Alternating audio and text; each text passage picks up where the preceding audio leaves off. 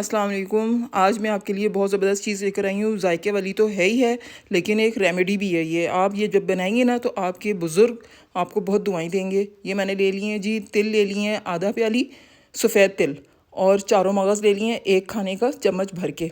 इनको आपने dry roast कर लेना है। इनका कलर चेंज नहीं होना चाहिए, बस इसकी खुशबू आनी चाहिए, क्योंकि खुशबू जब ज़्यादा अच्छी आएगी तो खाने का दिल भी करेगा। और वैसे भी फिर ज़रा थोड़ा सा कुरकुरापन आ जाता है इनमें और मज़ेदार हो जाते हैं। ठीक है, वो आपने निकाल लिए हैं। अब उसी पैन में आपने एक प्याली चीनी, उसको आपने मेल्ट कर लेना है। ठीक है, थोड़े से मैंने ले लिए थे पिस्ते भी, उनको मैं ग्राइंड कर लूँगी।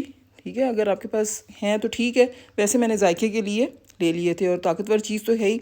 अच्छा, अब मैं आपको बता रही थी कि ये रेमेडी किस चीज़ की है। देखें, सर्दियों में बच्चों को और बुज़ुर्गों को बार बार वॉशरूम में जाना पड़ता है।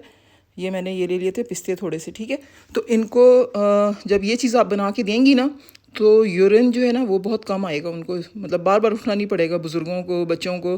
अच्छा जी, जो पिस्ता हमने पीसा था ना उसके अंदर ही ये अभी रोस्टेड हमारे तिल जो थे वो और चारों मगज़ वो मैंने उसके अंदर मिक्स कर दिए हैं।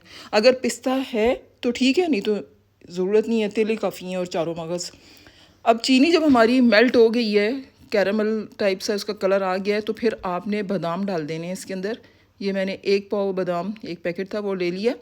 वैसे तो ज़्यादा बनाती हूँ ताकि ये बच्चे और जो हैं घर वाले आराम से ये बार बार खा सकें।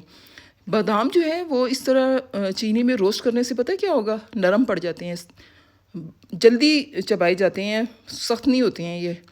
तो आप ये ज़रूर ट्राई कीजिएगा। अब जो हमने इनको थोड़ा सा हमने भुना है चीनी के अंदर, बादामों को जलाना नहीं है आपने, ठीक है, इनको ब्राउन कलर ही रहना चाहिए।